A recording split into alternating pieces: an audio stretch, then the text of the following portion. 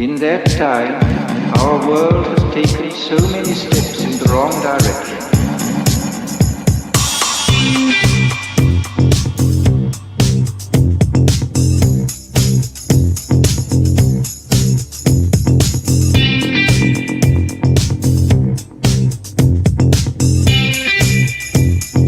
In the negative utopia, science, technology, social organization, dehumanization. In the negative utopia, science, technology,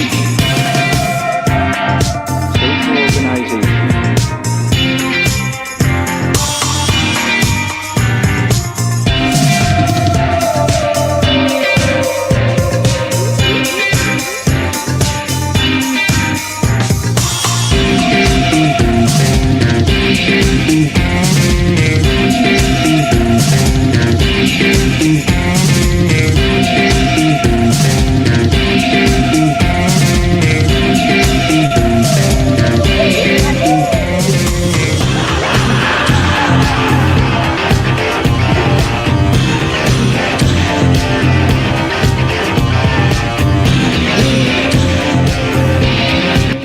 Welcome to the Leo Zagami Show with Leo and Christy Zagami. Hi, everyone. Saturday, April 6th, so year of the Lord 2024. Social organization, dehumanization.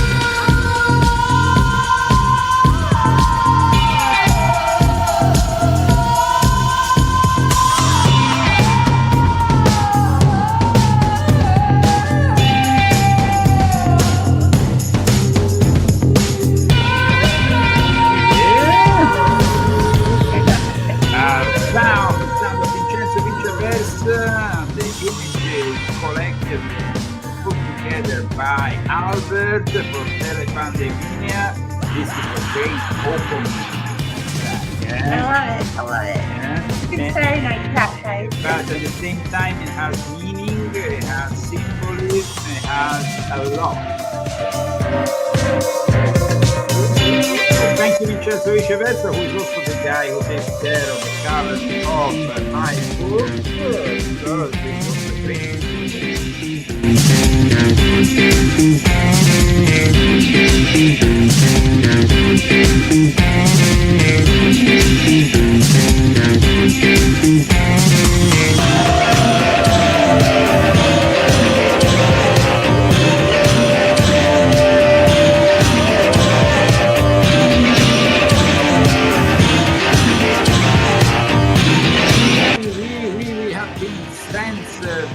We have been censored by Facebook, so we are no longer broadcasting on Facebook until the 27th of May. Oh, God.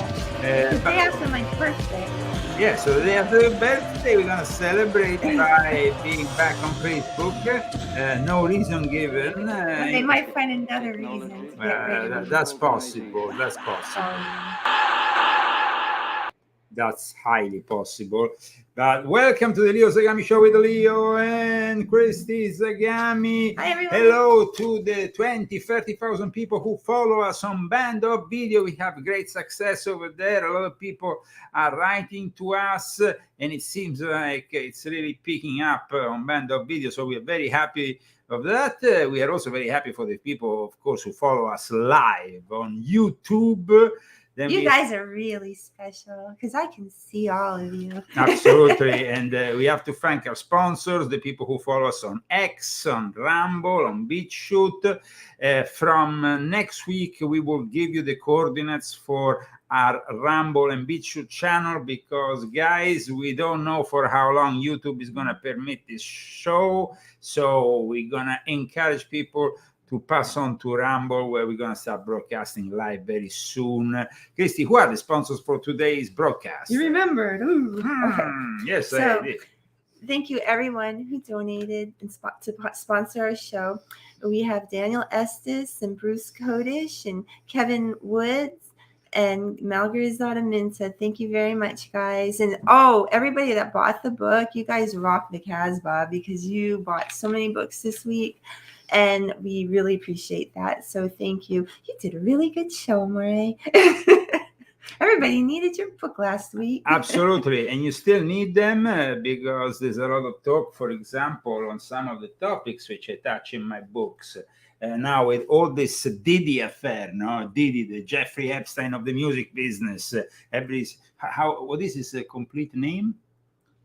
Oh, Sean Diddy Combs. Sean Diddy Combs. Well, P. Diddy, if you read volume 8, you will learn really the background of the music business and how it works. That's why nothing surprises us anymore. And at the same time, this book is also talking a lot in the opening chapter about another subject of interest, which is the so-called Cuba sickness, which is basically these psychoelectronic weapons that have been used often against people working in the embassies. There were people terrible. who were not really believing in their existence, but people are really talking about it a lot. And here we have some internal documents that generate a lot of interest because they are somehow connected to the activities, the most secret activities, this EM effect on human body, what it does, what it represents, volume 8.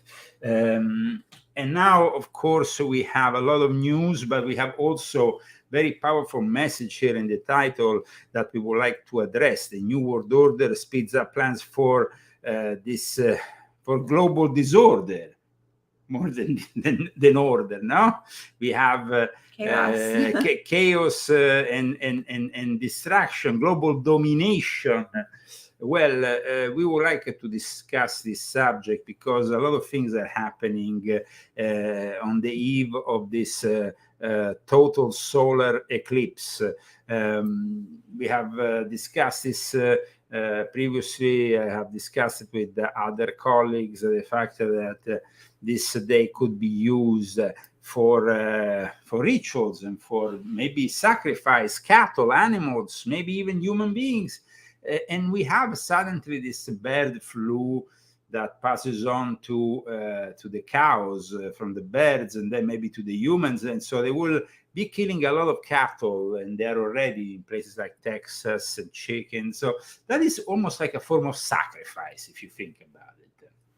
That's but at the same time, we have everybody talking about the reaction that Iran might have after the bombing of this dependance there in the embassy, the Iranian embassy in Damascus, where there was a meeting, a secret meeting between the heads of a special operation group within the Iranian forces and the Islamic jihadists. So that is something that there is a lot of alarmism also on this 8th of April. It's like they're almost announcing some kind of false flag like 9/11 for that day. And at the same time, there is a real possibility that Iran goes on the offensive, even if at the moment there is the usual threats by Hezbollah, which are their mercenaries located in Lebanon. And the US has, of course, said to Iran to not attack their bases. I hope that if they attack the US bases, there will be a reaction, because when it comes to the Democrats, the Democrats, and their very weird relation with Iran, just to remember how many billions, a whole plane filled with money was sent to Iran by Barack Hussein Obama, which is, of course, somebody who is still pulling the strings behind the scene with Joe Biden. Joe Biden, ever so demented, half of the time he doesn't know where he is. This time he was actually in Baltimore, and of course he started to talk about his alleged involvement with Baltimore. His father grew up there, and then they said that he passed many times on this bridge. Let's not forget that initially he said he went by train over this bridge, and there was never a rail line there. So this is the Biden clown show in Baltimore.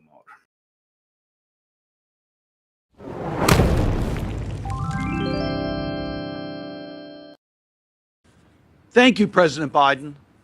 Thank you, Mr. President, for making that possible. President Biden understands that. President Biden knows this bridge. He's our neighbor from Delaware. He drives on that bridge. I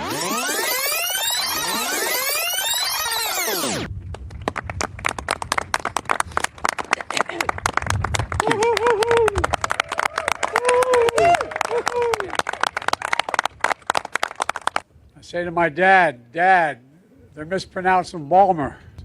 And my father was born and raised here in Baltimore. County Executive Johnny O. I like that. Johnny O, ho, ho. And you're probably not going to believe me, but I can tell you now from personal experience. We definitely don't believe you. Christy, do you ever believe anything that comes out of this guy's mouth? I don't believe most things that come out of most politicians' mouths. So. But definitely Joe Biden is a particular case. He's really like... well, he's just pathetic. Now, we had an earthquake you are a native New Yorker. No, that was insane. I was born in New York. I was raised in New York for part of my life. I went back to New York as a teenager. I was there in my teens, and in that time, we never had an earthquake. I never heard about an earthquake ever. Yeah, no, I don't think there's many precedents with earthquakes in New York or in New Jersey, where it in New Jersey, I mean, never ever. So. But now let's see how the different parties react in a different way to an event like this. Because first of all, there is a lot of talk about this earthquake in connection to the solar eclipse. Now, we have to understand that there is a connection. Every time we had solar eclipses, there is always different kind of event like this. Now, let's check out some images from the recent earthquake in New York.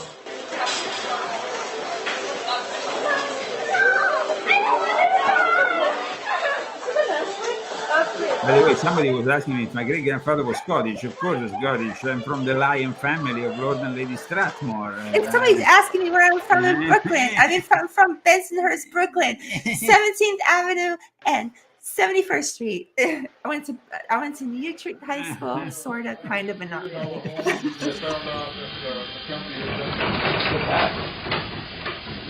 heck is that? Was that an earthquake? That's what it truly was. Wow. Wow. That's the biggest one. Still going. It's still going. Whoa. Is Japan pushing to have the first non-American on the moon? And has the See, if my kids were home, I would think it was them. So.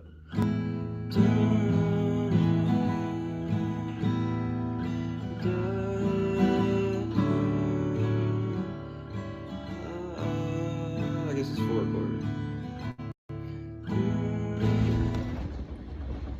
Now, somebody was saying that the earthquakes yesterday was New Jersey, and another one was before that. Now, well, the earthquake epicenter was in Tewksbury, New Jersey, and of course, it was a 4.8 earthquake, so it was felt. The community I visited had one toilet for 600 people. Even in the headquarters of the United Nations.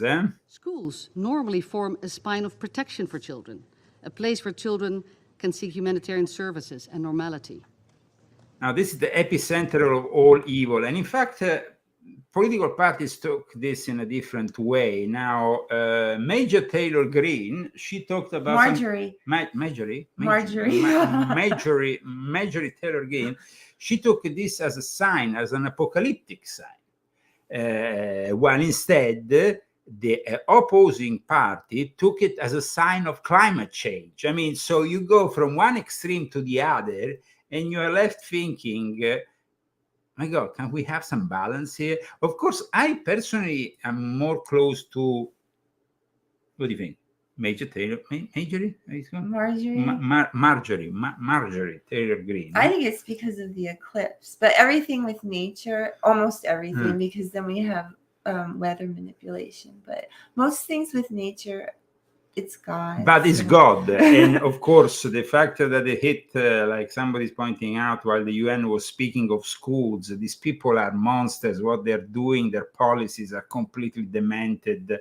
So, of course, I think that God is very pissed off with places like New York, where nowadays you have really a bad situation. Just like I pray Rome. for you every day, New York. Well, you can pray. And as I pray much for as- California too. I can pray for Rome too, but I don't dismiss the fact I don't that pray this, for Rome. that I this live is- there and that place sucks. Well, but New York is not far from it.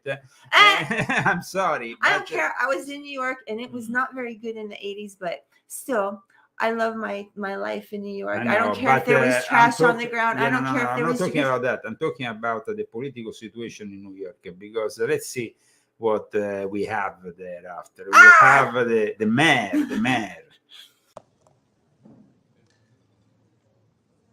Go ahead.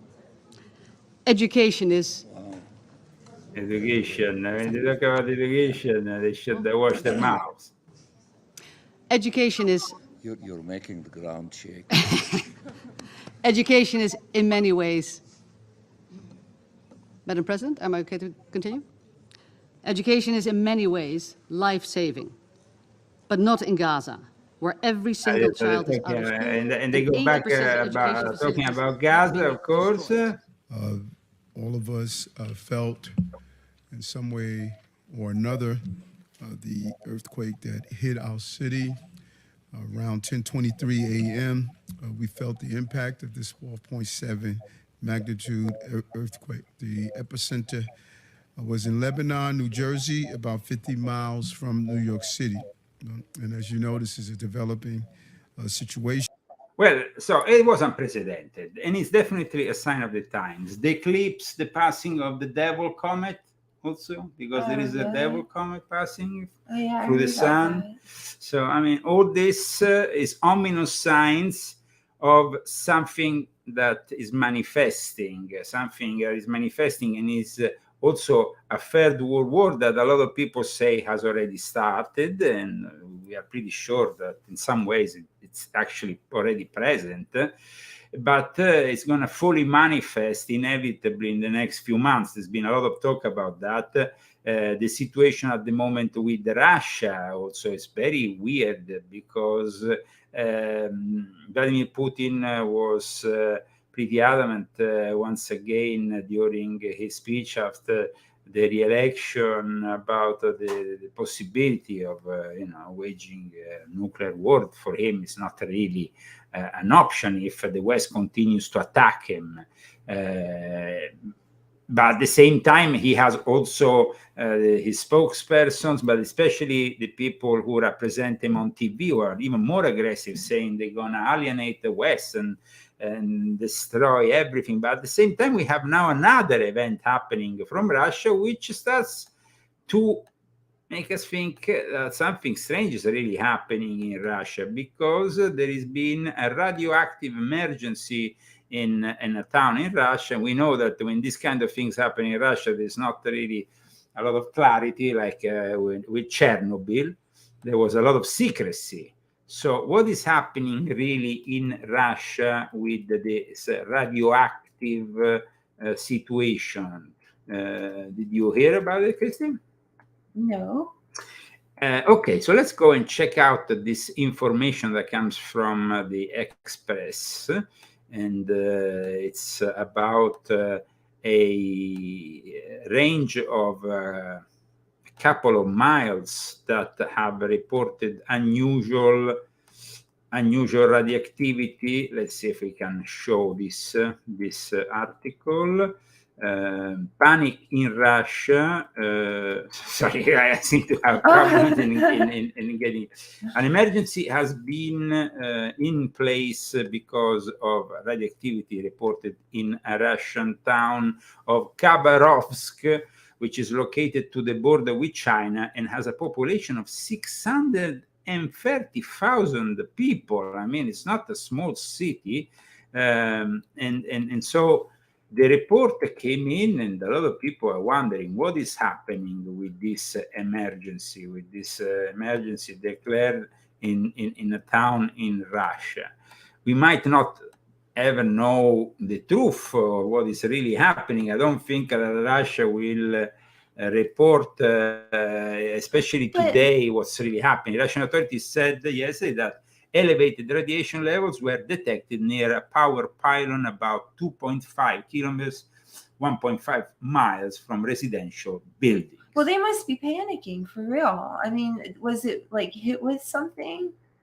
We don't know. We don't. Well, it must have been. And they should the be TASS mad. agency, which is basically the official, let's say, news agency in Russia, has reported that there is no threat to the health of citizens. But that is something they said even when Chernobyl happened, so we can't really trust the Russians on that.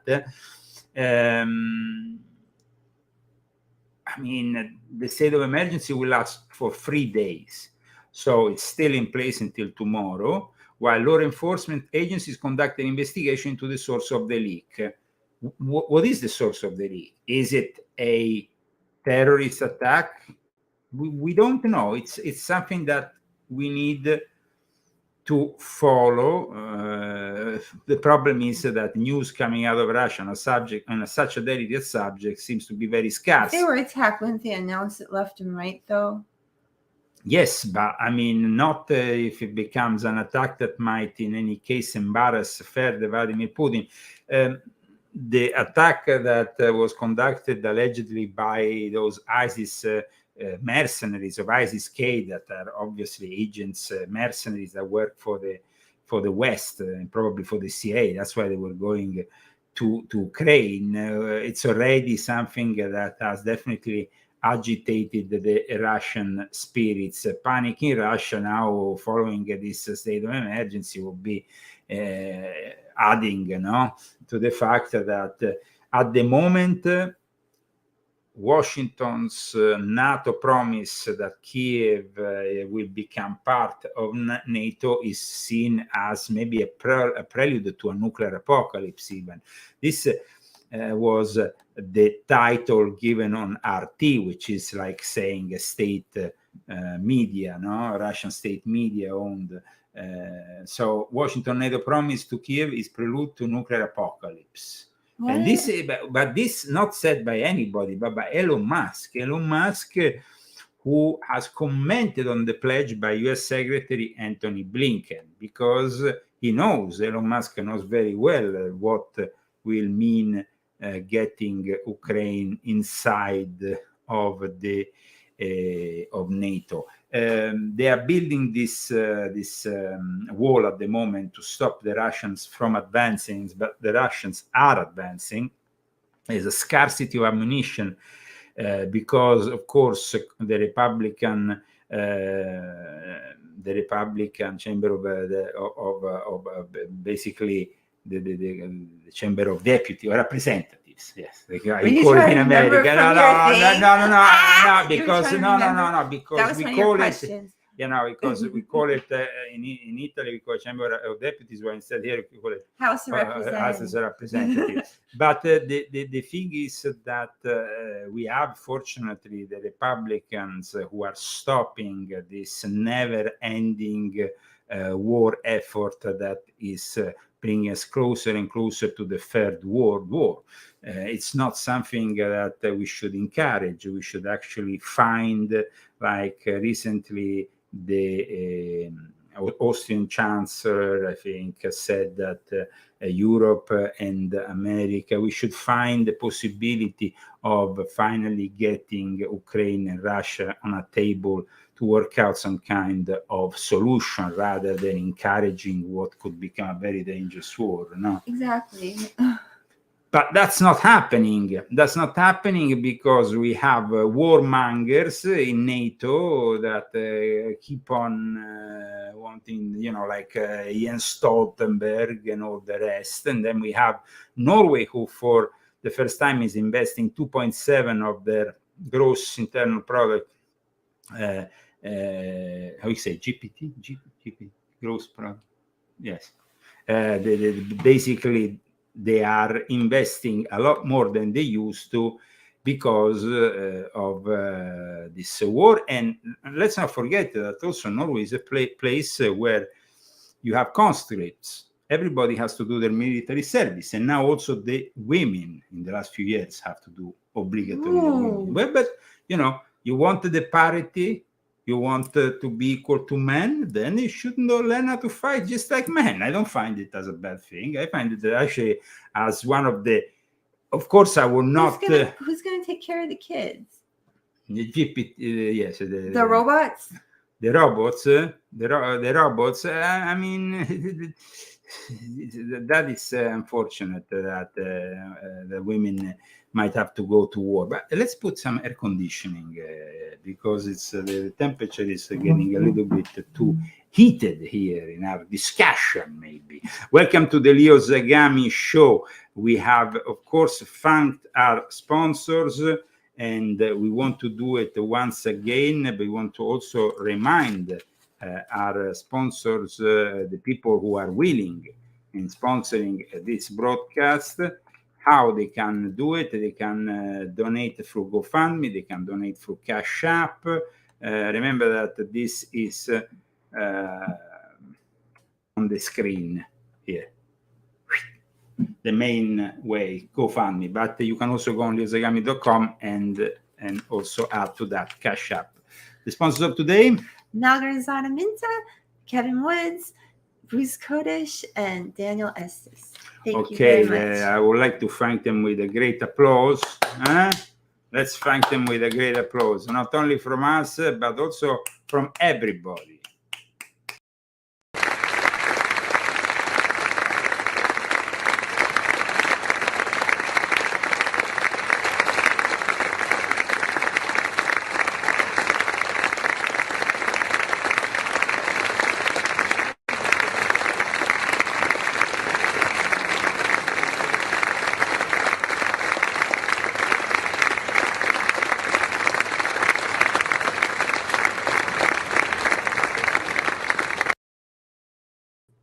Here we are. Welcome to the Leo Zagami show with Leo and Christy Zagami. We are, of course, broadcasting live on YouTube, on X, no longer on Facebook until the 27th of May, but we are broadcasting on band.video for the joy of all the info warriors out there who are, of course, following us. These are crazy times we are living in. I want to show you the images of these really weird rings of smoke that are coming out of the Etna volcano in Sicily. Here, this is strange.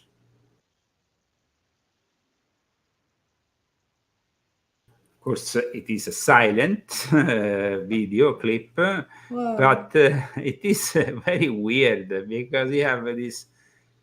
What does it mean? We don't really know. I mean, scientists have not been able. Does it have to do with the eclipse also? I mean, it's really, of course, this volcanic activity will be connected probably to the eclipse, just like the earthquakes. But there has never been this. Has this ever done this before? It's really weird. I don't think it never erupted or did this. No. This kind of rings of smoke are really weird. I mean, they are an anomaly that is definitely worth showing you. Welcome to the Leo Zagami show for all those people who have just tuned in. This is Leo and Christy on a Saturday rundown of all the news. It's definitely a mysterious phenomenon, these rings of smoke that have appeared on Europe's most active volcano, Mount Etna. We usually have activity on Mount Etna, not all the time, but we have, it's an active volcano, but we never have this kind of activity, this mysterious Is Vesuvius doing anything from my town? Well, I mean, somebody says these are the smoke messages, like, the ones that Oh yeah, like an Indian. and Indians, Native American Indians used to do.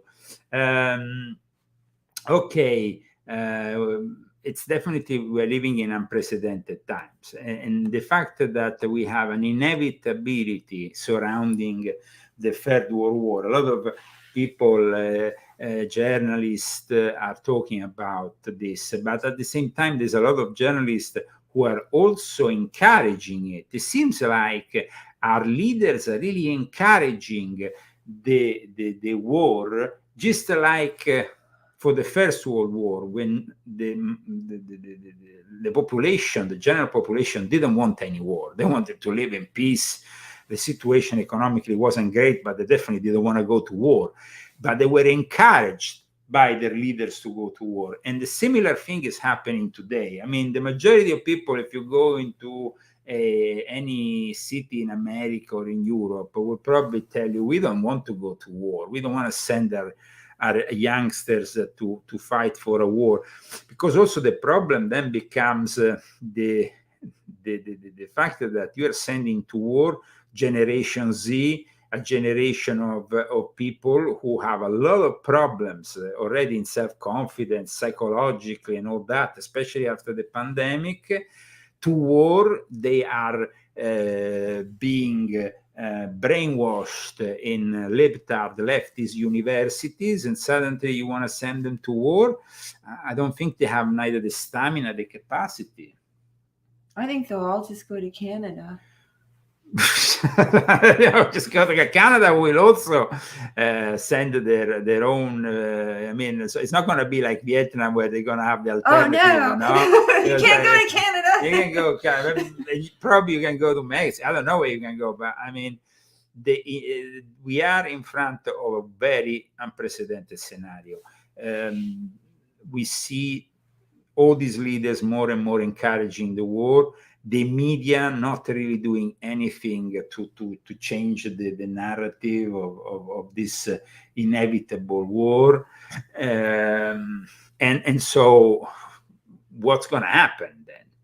Because, of course, we have the inflation, we have already the rising prices due to the post-pandemic inflation that was also built up because of the demented choices of Joe Biden's administration that has ruined Americans' economy.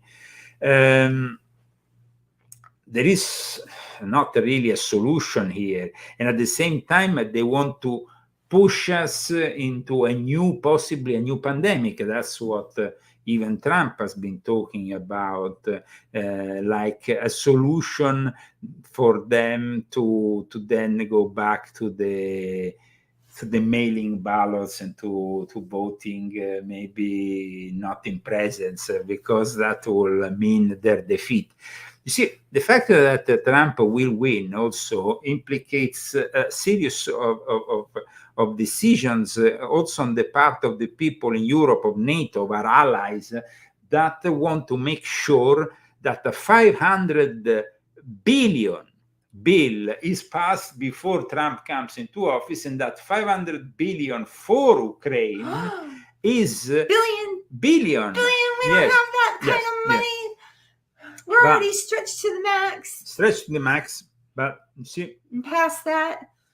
But we are pouring more and more money into the military-industrial complex, because the military-industrial complex today is, together with the big pharma, the two biggest enemies of mankind's peace, and they are the ones who are continuing this effort towards what they call the Great Reset, because this is really what's happening here. The Great Reset has also an occult background.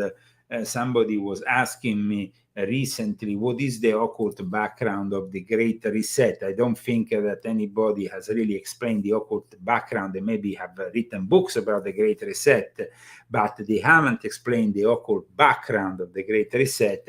And Volume 7 is a book that explains all this, and explains also how they are moving forward this whole society towards the possibility of either having a global warfare, another pandemic, maybe all together, generating maybe even a civil war here in the US. I mean, there is more and more ominous news that is coming up from this new world order that is speeding up their plans for global domination. I think the problem has been they were not capable of implementing a longer pandemic and a longer control over our lives. After a couple of years from the start of all this in 2022, because it started 4 years ago, and let's not forget, it's already 4 years. 4 years ago, there was the beginning of this nightmare. There were countries like Italy, for example, that ended up being the ground zero of a series of social experiments, because they locked them up. You couldn't go out of your house without writing where you were going or having a little dog. Crazy stuff. I mean, people were... It's a good thing we weren't there. Absolutely, absolutely. And I'm very glad to be American and no longer a European, because Europeans are completely caged into their prison, their technocratic prison that controls them from Brussels and basically Strasbourg. They are living in a illusion of a democracy, but there's no democracy in Europe. You can't even talk anymore freely. And this also comes from the latest news. We come from Germany. Germany is really becoming a very authoritarian country. So let's see the latest news here, because it's quite disturbing. German Intel chief, Christy, here, maybe you will be able to read this. I made it quite big for you, no? I like it bigger. Okay. Okay. The German Interior Ministry continues to defend its controversial and widely criticized plans to restrict the speech, travel, and economic activity of political dissidents. I mean, here we're talking about something that sounds like political dissident. I mean, it's that like you were a Soviet, political dissident. I mean, it sounds like a Soviet Union scenario in Germany. The Federal Office for the Protection of the Constitution, our domestic intelligence service, and political police have sacrificed substantial popular regard in the face of this campaign. According to a poll published last month, a plurality of Germans believe that this Federal Office for the Protection of the Constitution is being, though, misused for political purposes. The sentiment is prominent across all parties, except, of course, for the Greens, who believe that all is well with the Federal Republic. Let's not forget, though, that half of Germany lived under the Stasi, lived under the control of communist dictatorship.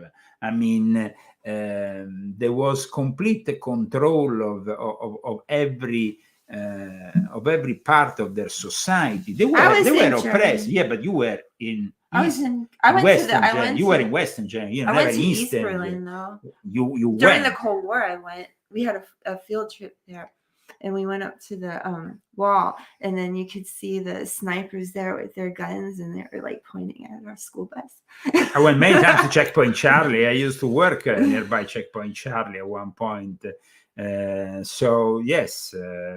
But I mean, I love Germany. I love. But that was after so the fall. I went to Berlin only after the fall of the wall, and though I went the first time to Germany in 1986. That was before, of course, the fall of the wall, before the end of the Soviet Union, and it was a very different Germany. You missed me. I had just left in 1983, and then he came. He's like always, we miss each other. So the creepy. And I mean, what this guy has said, the chief of this Office for the Protection of the German Constitution, Thomas Handelbang, it's really out of the worst dystopian nightmare what's happening in Germany. I mean, let's move forward with what they're trying to do here in Germany. Christy? Where am I? Here. The thing about freedom of expression, Handelwig Wang explains. Handelwang. Handelwang explains is that it is not carte blanche for enemies of the Constitution. Recently, public discourse has repeatedly featured headlines and articles calling the work of the Federal Office for the Protection of the Constitution into question. There is talk of an opinion police, a language police, and even a government security service. That is like Orwellian stuff. This is out of 1984. Germany is going back to their old Nazi ways. But what's up with what that? are they going to have? The Gestapo soon? Obviously, if Germany moves towards that kind of thing, and here we have Joe Biden, who is using in an instrumental way the FBI, the DOJ, and every and what's going on with Facebook? Federal institution for his own advantage. What's up with the FBI and the Facebook? And they're like visiting people's houses that are talking on Facebook. Is that true? Yes. I'm glad I'm off of there. They are visiting people to advise them, but still, compared to how it was for us in Italy, it's pretty moderate. People. Oh God, they weren't nice about it. They basically just. They were assholes that broke down the and door only for a Facebook sirens post, going, scaring the cows, and in the all middle of that. nowhere. In the middle of nowhere, scaring the cows. It was really rude. Scaring because once it was, of course, in the middle of a village we used to live, but then the second time we went actually and live outside in the middle of nowhere to see if we could get away from them. And then instead they came for another. They would never leave us alone either. For a post on Facebook, it was insane. So yes, I hope that America doesn't become a nightmare. No, they're not going to. No way. The First Amendment, of course. They are definitely amongst the most dishonest. That's for sure. The fact that this German authority says that you have to distinguish a democracy from autocracy or a dictatorship, and then he does things like this. He says, in the Federal Republic, even offensive, absurd, and radical opinions are protected. But then he says that even freedom of expression has its limits. The outmost boundaries are set by criminal law, for example, with regard to punishable propaganda, offenses, or incitement of hatred. I think that really Germany is going back to their old ways, and that's not good. That's not good. Germany is, remember, the leading, because before, it was only Germany, but now it's the whole European Union, because Germany is the driving force of the European Union. And what Ursula von der Leyen decides, then everybody else has to act upon. And soon probably she's going to be re-elected. And in any case, the Germans control the EU bureaucracy, the EU police, institutions, everything that they're trying to put together. So the Fourth Reich, and that is a subject that I've discussed in Volume 7, is rising again from Germany. And this is a subject that is discussed very rarely, but it's very important to understand. It's not the Europe of the Second World War even. Yes, you had Italy allied with Germany, but then you had France that wasn't into the game, even if after it was invaded by Germany. Then you had every country had their own sovereignty. Now Germany is, since you see the Second World War ended and they established the Bilderberg Club, which was basically a Nazi institution that was re-emerging. Do that. It was kind of like, so it's really bad what is happening with this German inter-chief defending the efforts of the police to analyze the thought and speech patterns of the citizens and start to behave like a kind of Minority Report kind of situation where they want to stop you immediately from even thinking certain things. Now, let's go back to also the role of Germany in another theater of war. You have to understand that because during the Cold War, the Stasi and even before, during Nazi Germany, they had a very vast network of spies all over the Middle East.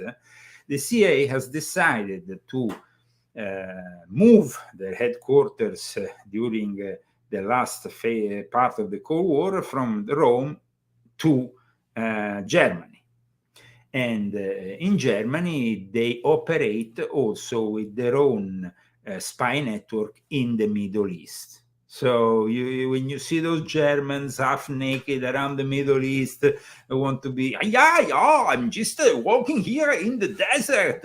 No, they might be actually spies and people who have been placed there.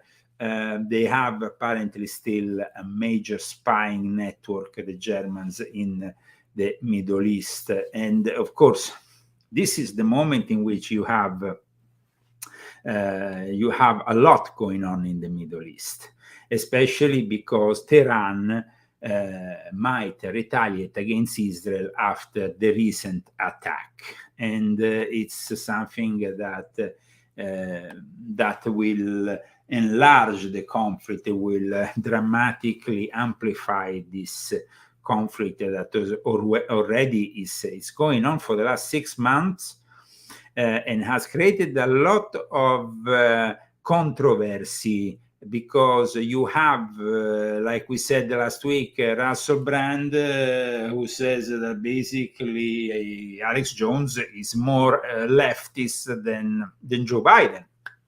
The fact that people can even support in any way, shape, or form Hamas or anything that is done by those Islamic thugs, well, I mean, you obviously don't know what you're talking about. There is too much anti-Semitism to make people reason clearly on the threat of Islam. But somehow, every now and then, you have people like Paul Joseph Watson, who brings out, for example, an article that was interesting on the Islamic symbols that were projected on major landmarks in a video, not in reality, by an Islamic institution, an important organization in Great Britain. This was done for Ramadan.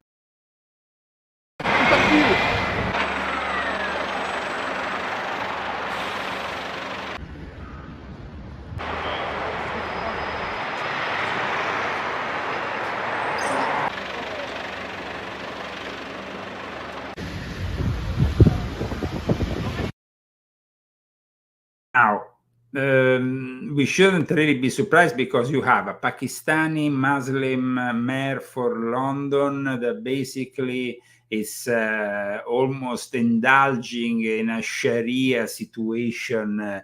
Areas of London are completely under the control of Islam, and I mean, me and my wife had an experience the last time we were in London. I mean, she was one of the last, yeah, she was pretty shocked by how Muslim it was. But at the same time, people have to realize that it's not a question only of the Muslims. Of course, there is also the people behind them. There is the Illuminati, the New World Order, the Knights Templars, the Neo-Templars of the New World Order, who are using their 1,000 almost years old alliance with Islam. And this is an ongoing alliance that will be finally presented to you in an unprecedented form in my latest book, Volume 10 of my Confessions, that will come out next month. He's been working on it. Yes, been working on it. And finally, people will have a clear idea of what's going on in the Middle East, because there is...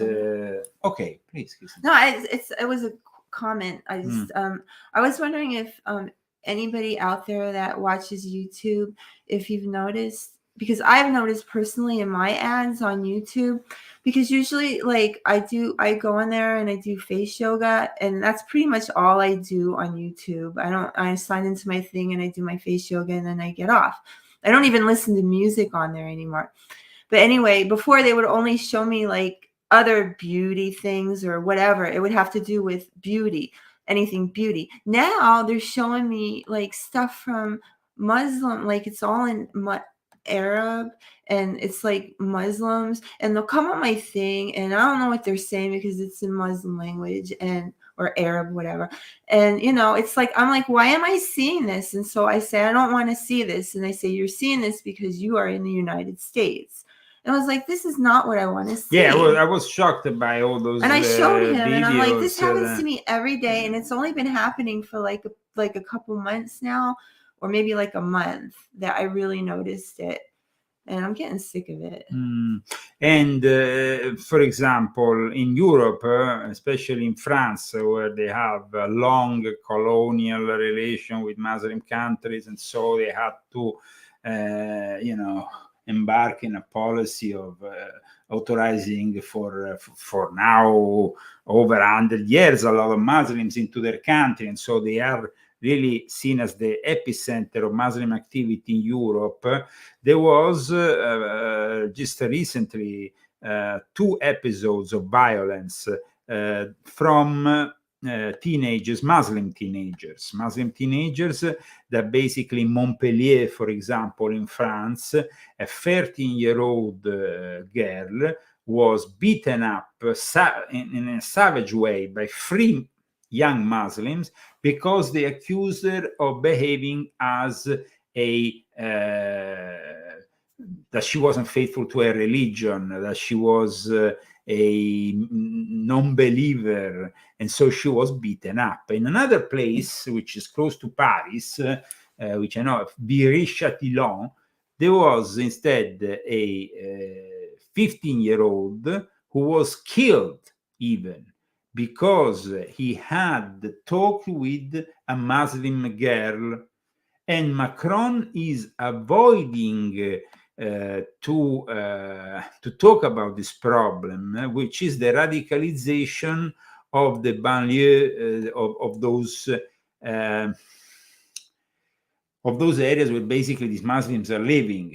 And like I said, even the case of London and also in England, the Sharia law is judged as being more important than the actual French or English law. So what's Sharia law? Sharia law is the official law and precepts of Islam that are followed and that are interpreted, though every time in different ways, by the various Islamic factions. Now, the fact that they come into Europe or come into the West and they start implementing something like that is absurd.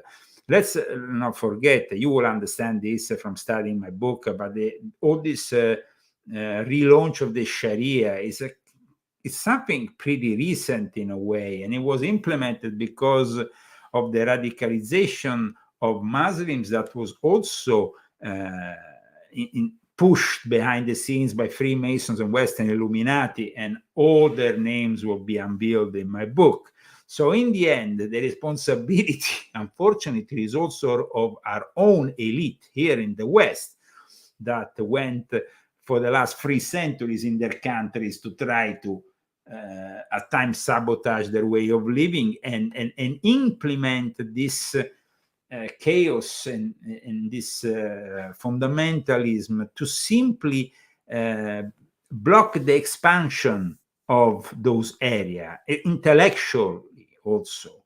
You see, in the last 5 centuries, we see like the Muslim world 6-7 centuries ago was superior to our world.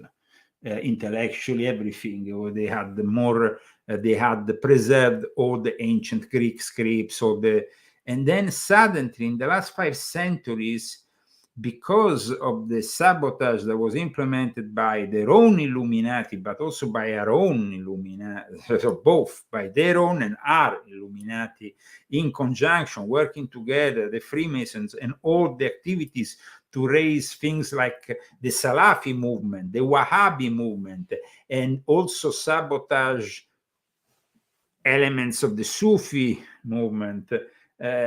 We have now a nightmare. These countries have been left to the third world kind of stage because they have been made to be like that. You know, they And why? Because the Western world didn't want these countries to develop.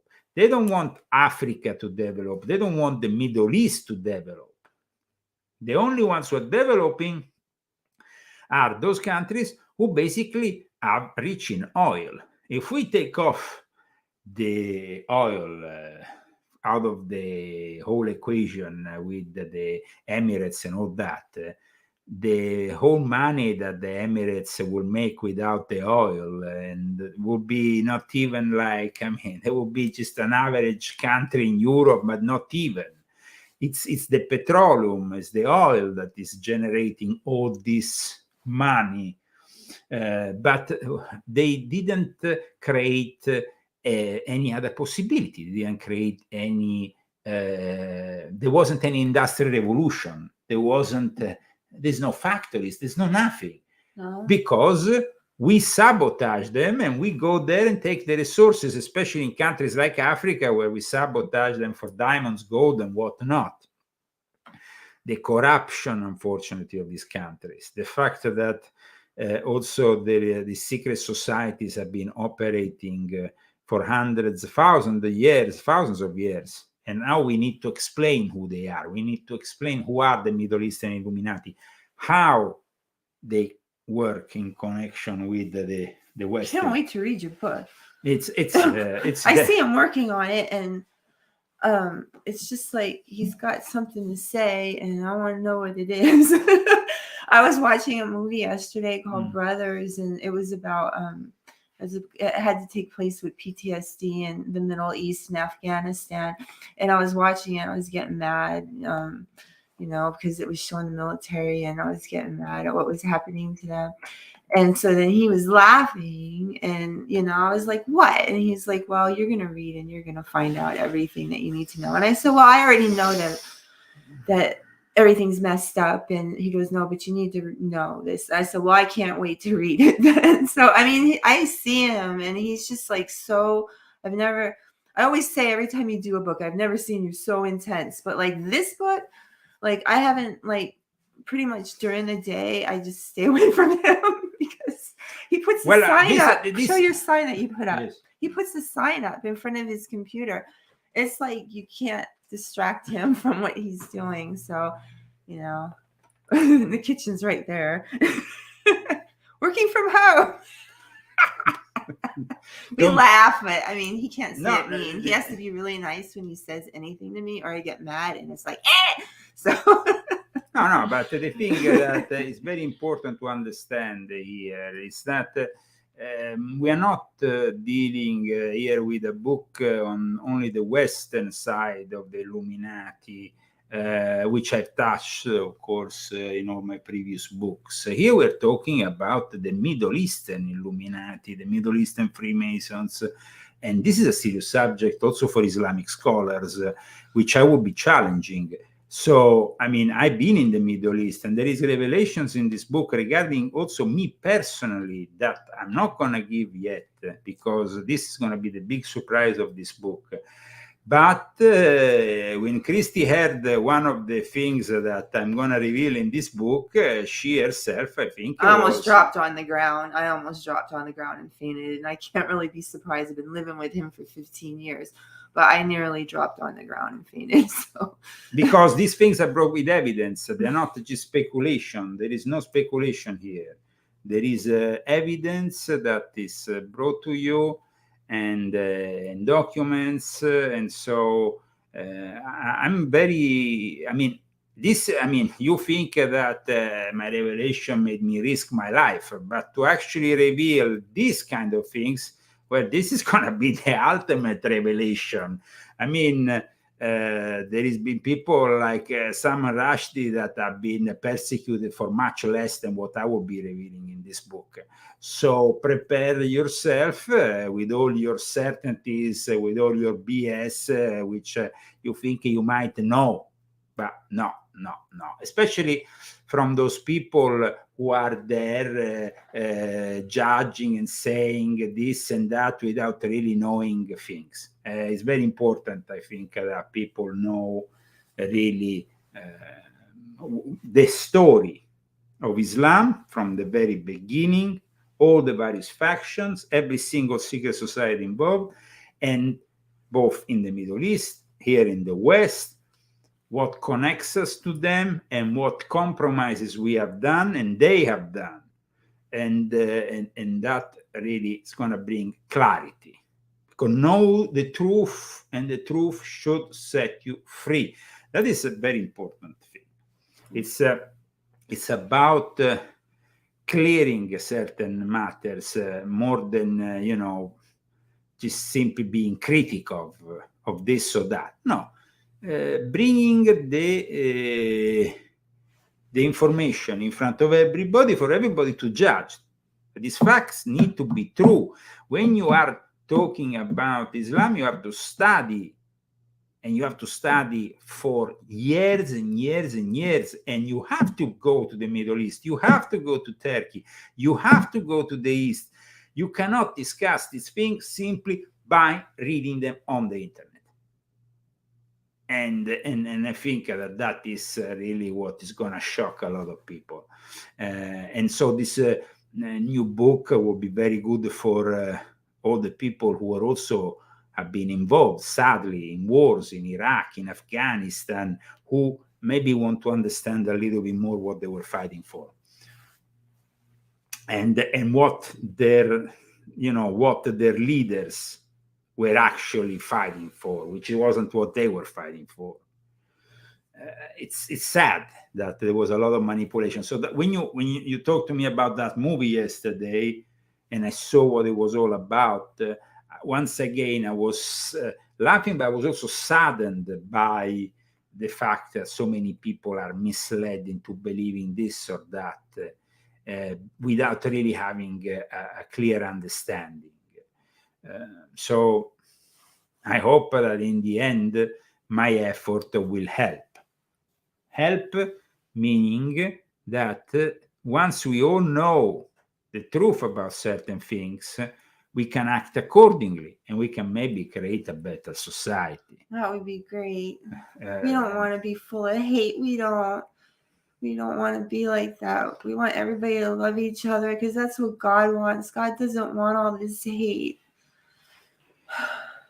That's the truth. It makes me want to cry. But I'm probably risking a lot to bring out this book. But another thing, I decided to bring it out only now because I'm American. Because I couldn't have brought out this book as a European. Because we are not protected in what we write. We don't have any freedom of speech, of expression in the same way in Europe. There is no constitution to protect us. There is the lies of these people who are completely corrupt.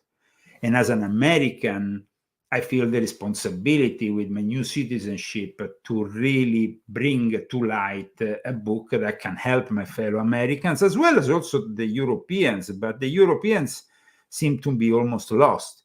The invasion is ongoing. There is an ongoing invasion in Europe. It's unstoppable. And so, I mean, remember when I was in the lodge in London and I addressed the Freemason in the lodge about the Muslims and what they would be doing to them if they started to have it their own way. And I said, so what are you doing? What are you protecting? Somebody who is going to come here and bomb us all like they did in Turkey when they arrived there in the lodge and they got to explode themselves? I mean, this is...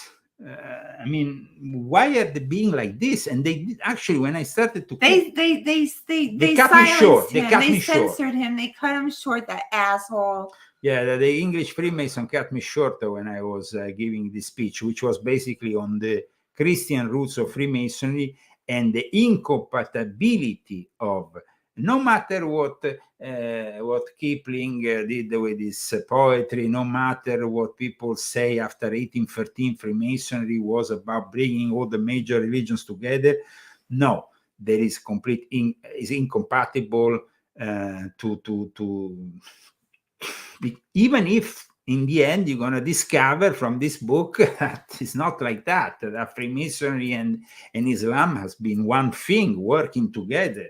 And there's way to compromises behind the scene.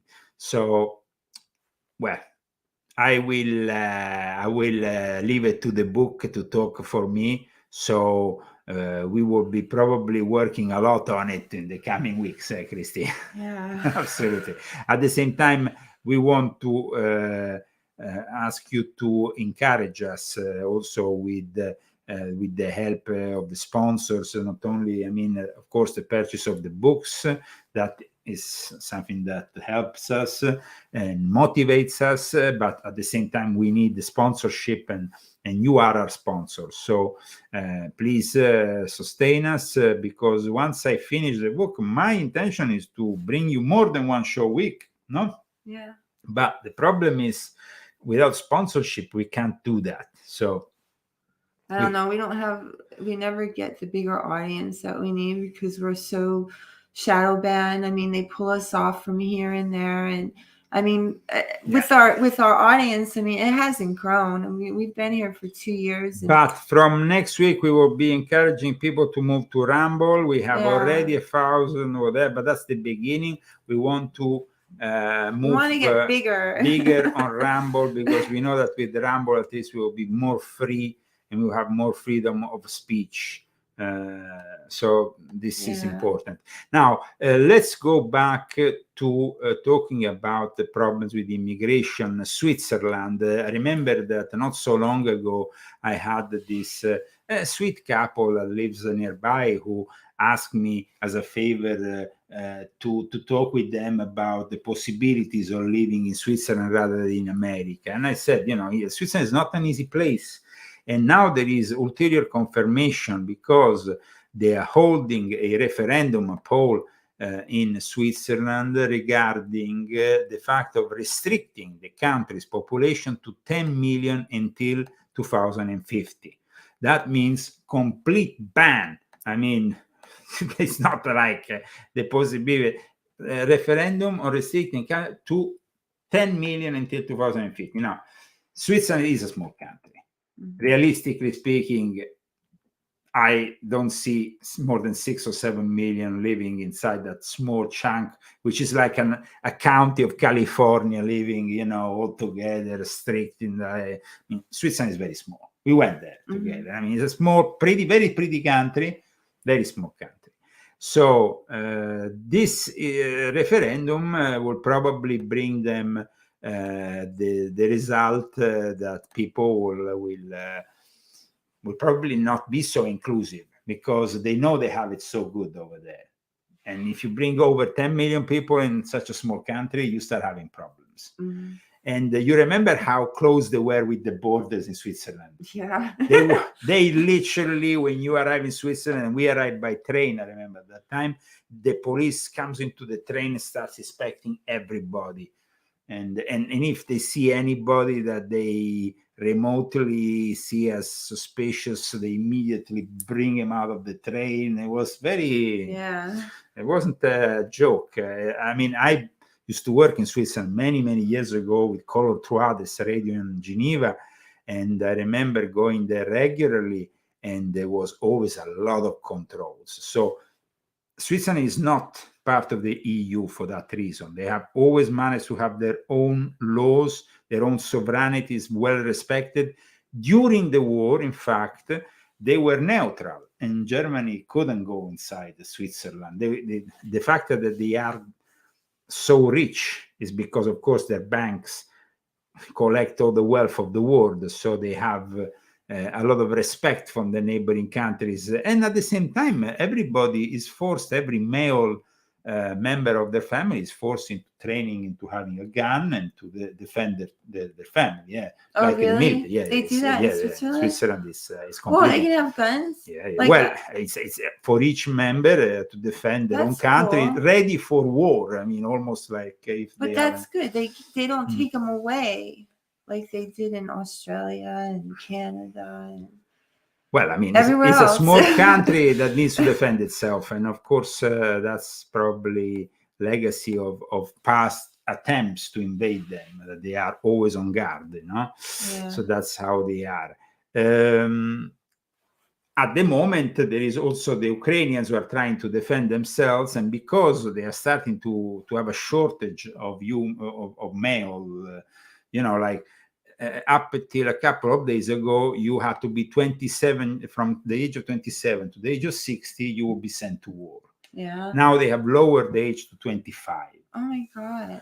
And probably they will lower it more and more because they simply don't have. But wait, from 27? I mean, how come it isn't from like 21 or something? No, like, because. Or like from 18, like they do to us. Well, yeah. They send little kids to war. I know. But they wanted to keep because maybe they were better trained before and the youngsters are not so trained with the web. I don't know. I mean, they kept always this whole thing from 27 on to 6. I thought it was weird not to, maybe to make it maybe to 55 and get maybe young. No, they know that, of course, these people are dying, but at the same time, I mean, they're sent to the front to die. So they are literally killing generations and generations of male individuals that will not be able to produce families or anything. And the crazy thing is that in the meantime, the youngsters, 18, 19-year-old, the sons of the rich, like the mayor of Kiev, they go around partying like there is no tomorrow. This is a collection of images from the children of the mayor of Kiev, Vitaly Klitschko, who was this kind of bulldog because he used to be a boxer, you know? Oh, yeah. And it's and these are his children having fun in Europe while the others are dying.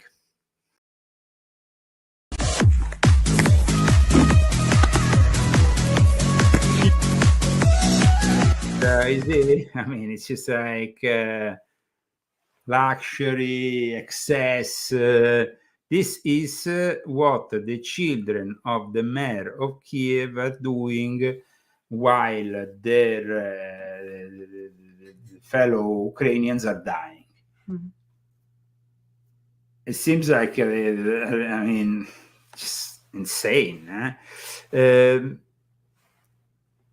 I think that we will see possibly some changes in the near future, and that probably a lot of younger people will go and die.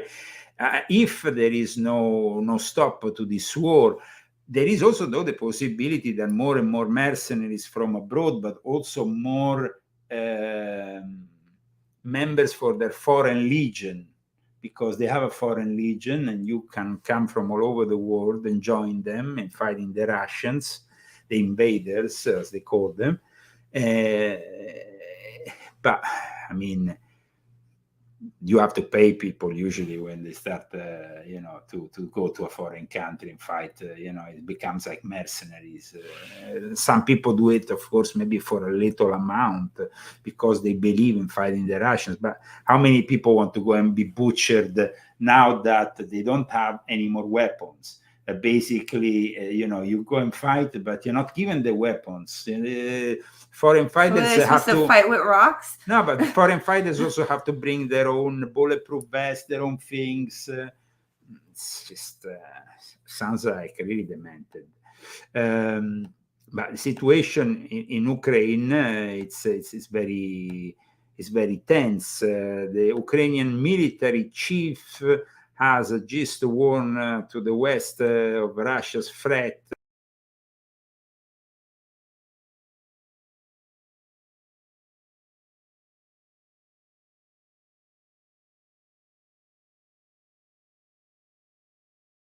Here we are. Sorry, guys, the small technical problem, but I was about to show you here the latest news. Of course, you are following us for the Leo Zagami Show, our weekly rundown of news with Leo and Christy Zagami. Ukraine military chief a chilling warning to the West about Russia's threat. Russia is ready to swallow Europe whole. I mean, they're doing a lot of alarmism, the Ukrainians, because they are left now to face the reality of this whole war. The fact is that nobody wants to continue giving money for the Ukrainians to defend what? The Donbass region is permanently Russian, so it should be left to the Russians. The same can be said for Crimea, who is now been for 10 years part of the Russian Federation, and they continue. I think they should just keep their own land, what is left of their own land, without exaggerating, because in the last 48 hours, the Russians are literally crippling the defenses. They are bombarding Odessa, Zaporizhia, and Kharkiv is becoming the center of a new, probably, I hope not like Mariupol, but it seems like it's heading that way. So destruction on a large scale in Kharkiv.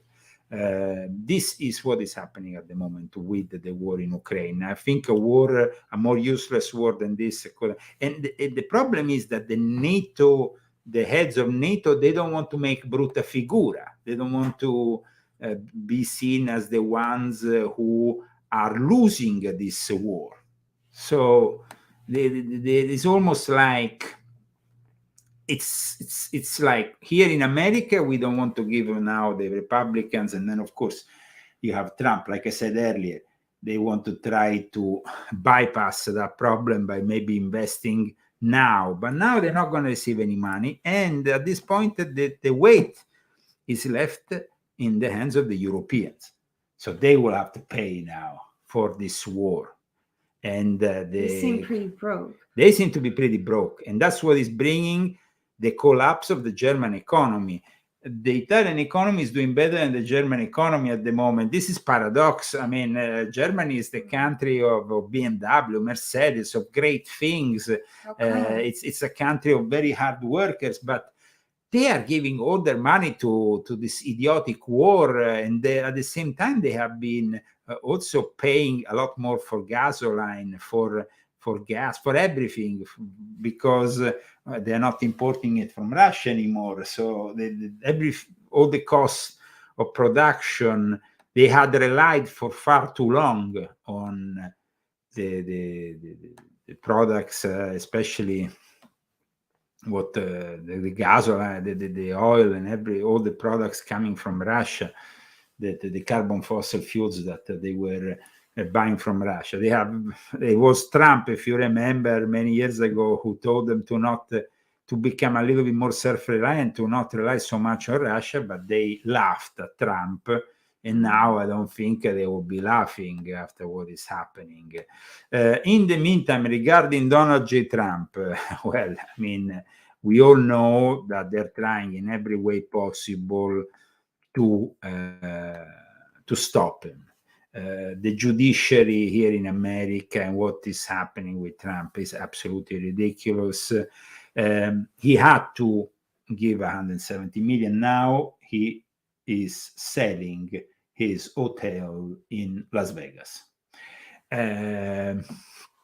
Possibly also to pay for all these legal bills and for the money that he had to give, this 170 million, whatever, that he had to advance for the appeal. I mean, it's a big sacrifice. And so the leftist media is rejoicing. Trump is selling his hotel in Las Vegas and everybody's happy. This is really insane. I mean, and then you have a Shifty Shift who is saying he's afraid of being arrested if Trump arrives in power. These idiots, these complete fools. I don't know. I mean, it's just like, well, maybe insane. He doesn't like Las Vegas, so he just wants to remove his thing there, his hotel. Don't remove the one in New York. No, well, I think that I don't like Las Vegas. I'm sorry, but well, I mean, you might not like Las Vegas, but the Trump Hotel in Las Vegas was and is an institution. I couldn't even spend the night there. It was terrible. Well, we were at the Four Seasons, not far away. Yeah, and then whatever, but that place is cursed. Yeah, well, there's a lot of energy that goes there. The gamblers' energy is very strong, of course, but having said that, there is also good people in Las Vegas and hard workers. The problem is the increase of Democrats has ruined. Not the people, it's the place I don't like. I mean, well, but it's also this new democratic energy that has brought a lot more homeless people to Las Vegas that live in the underground and all that poverty. Yeah, then it's terrible. That's not It's not really very terrible good. the way people have to live. Absolutely. In any case, we were saying that Trump is selling the Vegas hotel probably to pay some of his bills. I think this is very unjust. I think that the way the Democrats have acted is it's really like a third world country. I'm sorry, but they have really teared apart the values of our great nation and of the Constitution. And I hope that Trump can come back to fix all this. I don't frankly have time for total political correctness, and this country doesn't have time either. Yeah, well, correctness. Wasn't really revelation. no, it was. I mean, political correctness. Yeah. You can have political correctness, but then you have this political hypocrisy, which. So, what do you think of Major Taylor Greene talking about the Americans? It's time to repent. I don't like Bible thumpers. I don't like people telling other people what to do and to repent when they need to repent themselves. So, I mean, she shouldn't be talking. I don't like that. So, whatever. Well, but they like should be definitely. I mean, but one person shouldn't be judging another. Absolutely. So. But you have to understand that here it's becoming really a clash, and the values that the Democrats are putting are demonic. So yeah, but I see it on the other side too. I see a bunch of freaking hypocrites. So whatever, it's on both sides. There has to be less hypocrites. Now, there has been a couple of preachers that apparently participated with princes and other powerful people to the depravities of Diddy, of what's his name? Full name? Sean Combs. Sean Combs. P. Diddy. Yeah. I don't know him. I'm just like Diddy. Apparently, his bodyguard is revealing that he had collected tapes of all these people. So you're not collecting tapes if you are also an FBI informant to do what? What is the FBI really doing here? Because we know that Diddy is very close to Clinton, to Obama. We know that a similar kind of situation was created with Jeffrey Epstein, who was then blackmailing people. And we saw what happened to Jeffrey Epstein. Probably Diddy didn't kill himself, or would be next. But it is quite shocking. It is definitely very shocking here what is happening. The fact that there is this record producer. I was in the record business. Record producers work for record labels. Often these record labels have been, unfortunately, a bunch of thugs. Record labels often have been a way of, recycling black money or cleaning money. Dirty money, like laundering. Money laundering. And at the same time, through the use of drugs on certain artists, controlling those artists, and also with their depravities, whatever the depravities are, being able to blackmail them.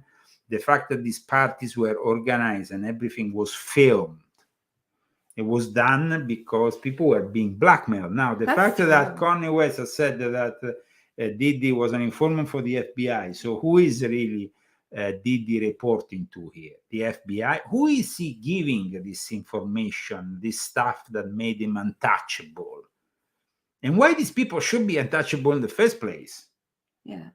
I think that unfortunately there has been a lot of greed, a lot of perverts going like Obama in power, because Obama is coming from that ambiance, from those clubs in Chicago with a lot of ambiguity.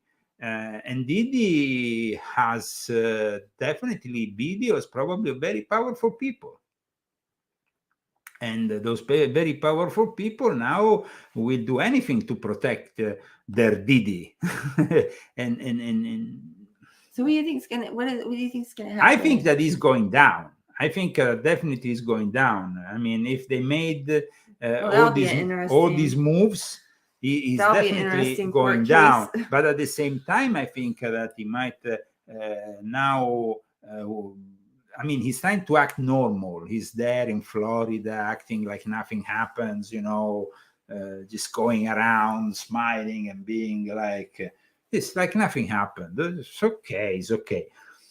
We saw also accusations moved against his own son for rape also. So when you have a father who does rape, then you yourself might be inspired. So his son now is being accused also of the same things his father is being accused. We need to know more about this whole thing, but I doubt that the leftist and mainstream media will make it possible to know more. They seem to have brought out a lot now, but suddenly it's like we're all waiting and seeing what is the next thing here happening, and there is a lot of talk, but not any new evidence. So apart from the testimonies, even his former bodyguard saying he's ready to testify. I mean, these people are ready to. They don't want to go down with him. He has a lot of snitches around that are ready to talk, like, because otherwise he would not have had all those, this operation that went on in parallel in California and in Florida, in both of his states, to siege all this potential incriminating material. I mean, definitely there is something that another thing that I would like to show you the monstrosity of the society we live in. A legal defender is supposed to be somebody that, if you don't have the money for a lawyer, you have a legal defender assisting you. Now in Seattle, the legal defender happens to be a terrifying transsexual drag queen. Here, I don't know. I mean, this is very difficult to comment. Check it out. I mean, unbelievable.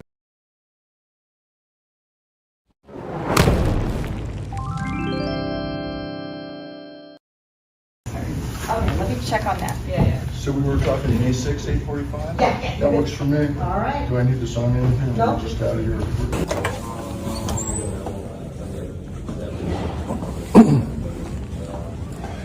My comment about my client? Yeah. I just met her. She's really nice. She's really smart. She sounds like she's got the right idea about things.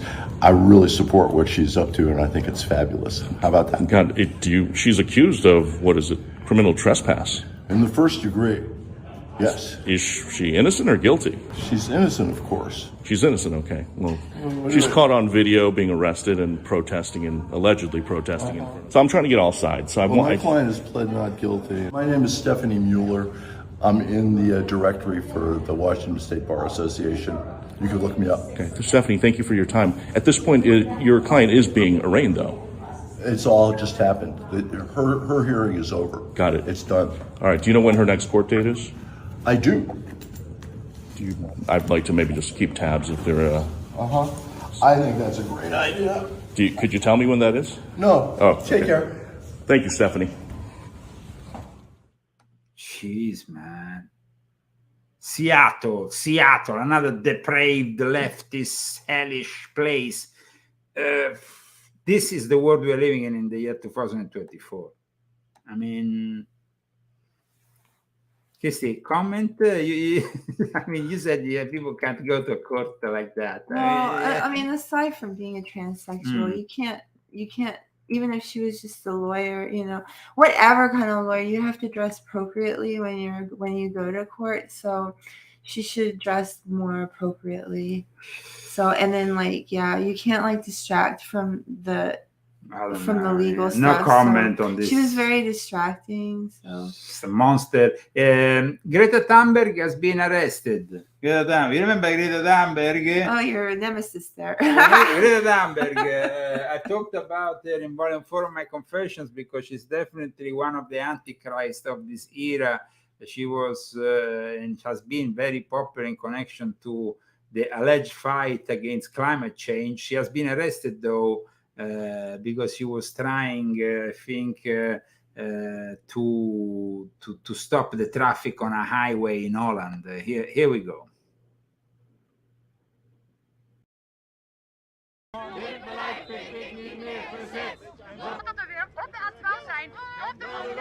You are not alone. You are not alone. You are not alone. You are not alone. You are not alone.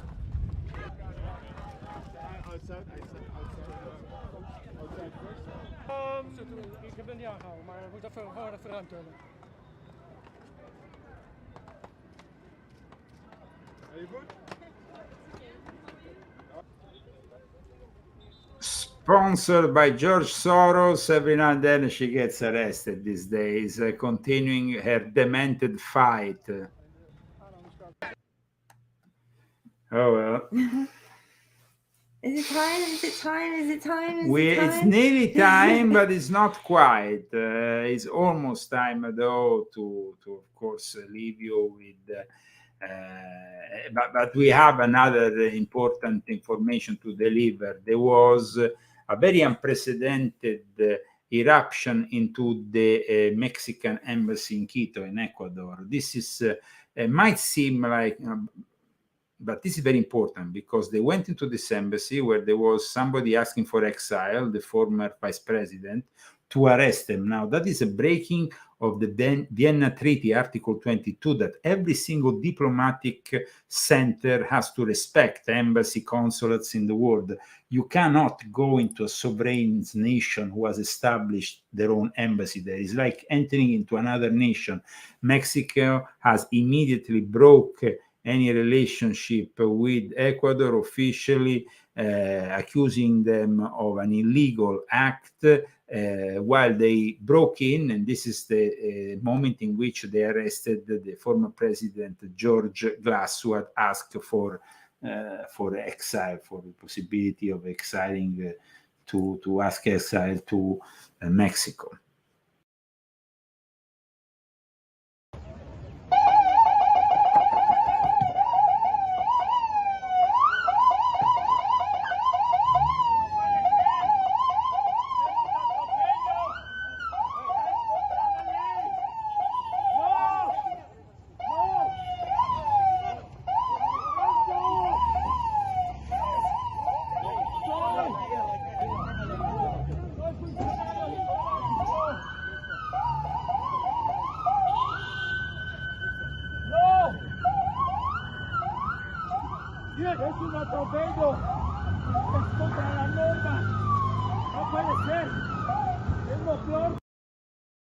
So this happened in Ecuador in the last few hours, bringing to a diplomatic incident between Mexico and Ecuador. And of course, a lot of other diplomatic representatives from other countries in Ecuador are worried because this is definitely an unprecedented attack on Rule 22. Thank you for following us today with our show, Saturday, April 6. I hope you had a great start to this new month. Rambo is sleeping, so we're not going to disturb him today. We want to thank all those people who also follow regularly leozagami.com, where is the place where you can find all the latest articles. And now, of course, we have our how you say, our team track song that brings us to the end of the show. No, it's a classic nowadays. People like this track like to see me and Christy dancing They to like it. the dance macabre too. But They dance- we do the that dance for macabre. the other one. Yes, We haven't done one of those lately. yeah, well, we hope maybe for next month to bring a new exploring the Illuminati. In the meantime, thank you for following the Leo Zagami show with all the latest news with Leo and Christy. Thank you to all the people who have followed us live on YouTube and X, and also to all the people on Band.video who are making the show a success. You're so afraid of old man Satan. Now why don't you stop your hesitating? You're gonna be a long time dead, so the devil with the devil says I. You're always giving me the dickens, telling me that life's no easy pickings. But just as long as I have fun, why the devil with the devil says I. You can have your social teas and bingo for your fun. Purchasing all my books or Christie's books. One by one. Now even if you make me stronger, that ain't gonna make me live no longer. So even if I go to the devil with the devil says I. Look out for the devil, look out for the devil. Oh, the devil with the devil says I.